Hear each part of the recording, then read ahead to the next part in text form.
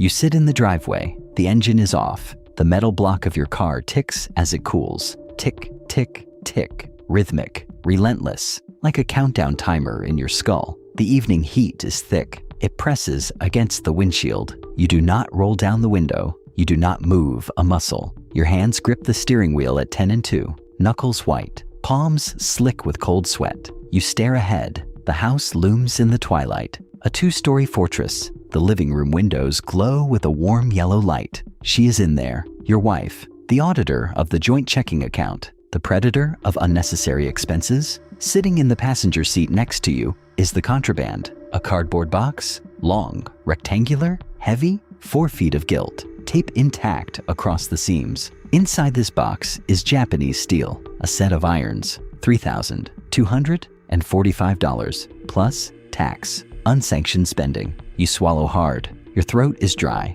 It feels like swallowing sandpaper. You look at the box again. You can smell it, that distinct scent of a high-end pro shop. Fresh rubber grips, factory plastic, the smell of lower scores, the smell of betrayal. You check your watch, 6:14 p.m. She expects you at 6:15. You have 1 minute, 1 minute to formulate a plan, 1 minute to transform from a deceitful husband into a casual commuter returning from a day at the office. You run the mental math. Rent was paid on the 1st. Groceries are stocked. The credit card cycle just reset yesterday morning. That buys you exactly 29 days before the statement arrives. 29 days to intercept the mail, 29 days to launder the narrative. But tonight, you just have to get the box inside, past the front door, past the living room, down into the basement, the dark zone. You close your eyes. You take a slow, deep breath through your nose. The air conditioning vents blow stale air against your flushed face. You open your eyes. Time is up. You grab the box. It feels heavier than it did at the golf shop. It feels like carrying a loaded weapon. You pull the interior handle. The car door opens with a heavy metallic clunk. The sound shatters the quiet driveway. You wince. Every noise is amplified. You step out onto the dark asphalt. The heat of the day radiates up through the rubber soles of your shoes. You slide the box out carefully. You tuck it under your right arm, tight against your ribs, trying to minimize its profile, trying desperately to make a 4-foot box disappear. You walk toward the front door, the gravel walkway. Usually you don't even notice it. Today it is a minefield. Crunch, crunch, crunch. It sounds like bones breaking under your feet. Your pulse quickens. You reach the concrete porch. The porch light flickers overhead. A moth buzzes against the glass bulb. Bzzz, bzzz. The sound drills into your eardrums. You dig into your pocket. Your fingers tremble slightly against the fabric. You find your keys. The metal is cold.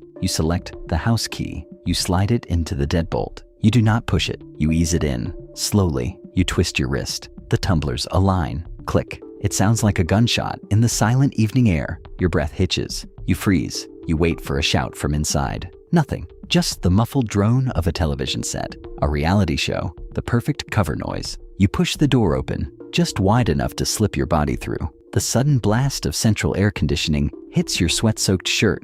A violent shiver runs down your spine. The temperature drop is abrupt. You step cautiously into the tiled foyer. The house smells rich, like roasted chicken and garlic. Dinner is almost ready. A domestic trap. You pull the door shut behind you. You grip the knob tightly and turn it so the latch doesn't click. You release it smoothly. Silence. You are inside. The perimeter is breached, but the threat level is maximum. The pressure drops onto your shoulders like a physical weight. Your chest tightens. The air suddenly feels thin. The foyer feels like a shrinking box. You take a step forward. The hardwood floor groans. A terrifying micro-creak. You freeze again. Your eyes dart toward the living room archway. You cannot see her, but you can hear her perfectly. The rhythmic chopping of a chef's knife against a wooden cutting board in the kitchen. Thwack, thwack, thwack. It matches the pounding in your chest. 110 beats per minute. You hug the hallway wall. You slide sideways. The cardboard box scrapes against your nylon jacket. A loud, synthetic scratching sound. Too loud. Stop. Breathe. Calculate the distance. The basement door is 15 feet away, down the narrow hallway, past the open kitchen entrance. A straight, unprotected shot through no man's land. You take another step. Then disaster strikes. The dog. A golden retriever with zero tactical awareness. He was sleeping on the rug. He wakes up. He stretches his legs. He sees you. His tail begins to thump against the floorboards. Thump, thump, thump. You glare at him fiercely. A silent, desperate threat. Do not make a sound. Do not compromise this mission. He trots over. His long nails click loudly against the wood. Click, click, click. He sniffs your pant leg. He sniffs the massive cardboard box. He lets out a low, pathetic whine. He wants a greeting. He wants a pet. He is a total traitor. Babe, is that you? Her voice cuts sharply through the house. It stops you dead in your tracks. Your blood instantly turns to ice. The chopping stops. The television hums softly in the background. The dog whines again. The walls close in around you. Your mind races. You need a solid alibi. You need a fast diversion. You need to sound incredibly bored. Yeah, just me. You call back. Your voice cracks. A slight, pathetic tremor. You clear your throat hard. Long day. Dinner is in 10. She calls back automatically. Did you check the mail? The mail. A trap. A complete logistical nightmare. If you go back outside for the mail, you have to bring the box with you. You absolutely cannot leave the box sitting in the hallway. No, you say quickly. I'll grab it in a second. Just gotta use the bathroom first. A lie. A necessary, high-stakes, tactical lie. You move. Fast. 3 long strides. You reach the basement door. You twist the knob. You shove it open. You slip inside the dark stairwell. You pull the door tightly shut. The latch clicks firmly into place. You are in the dark. You press your back flat against the wooden door. You are panting. Short, shallow breaths. Sweat drips heavily down your left temple. It stings your eye. You wipe it away with a trembling hand. You survived the hallway, but the brutal grind is far from over. You stand frozen at the top of the basement stairs. Pitch black. The stale air smells of damp concrete. You reach for the light switch. You flick it. A single bulb stutters to life. It casts harsh shadows. You descend the stairs slowly. They creak loudly. It doesn't matter. The basement is safe territory. The ultimate subterranean sanctuary. You reach your messy workbench in the far back corner, tucked safely away behind old paint cans and a rusted lawnmower. You lay the long cardboard box down flat on the wood. You let out a long, ragged exhale. The intense tension in your jaw finally releases. Your teeth ache from clenching them. You reach into your pocket.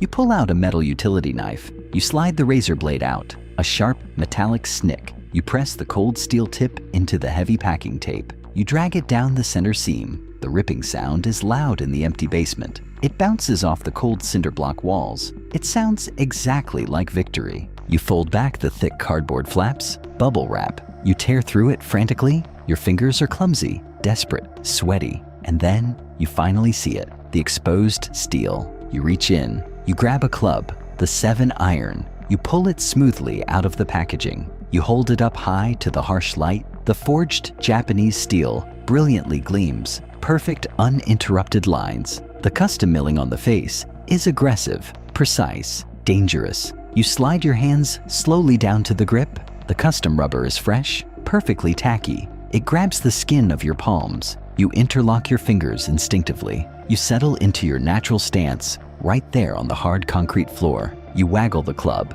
just once. The weight distribution is absolutely flawless. Heavy in the head, light in the shaft. It feels truly alive in your hands. It feels like a lethal weapon crafted specifically for you. The chaotic world upstairs instantly vanishes. The lying, the sneaking, the crushing financial anxiety, the paralyzing fear of your wife's impending wrath. It completely evaporates. The annoying buzzing of the bulb fades into absolute nothingness. There is only you. There is only this perfect piece of precision machinery. In this single solitary moment, standing in the damp basement, everything makes total sense. The massive risk was absolutely worth it. You take a slow, deliberate backswing. The club silently slices through the stagnant air with a soft swoosh. You pause at the top, perfect swing plane. You can already see the imaginary ball launching, high, piercing the wind, stopping dead on a tight pin. You smile, a genuine,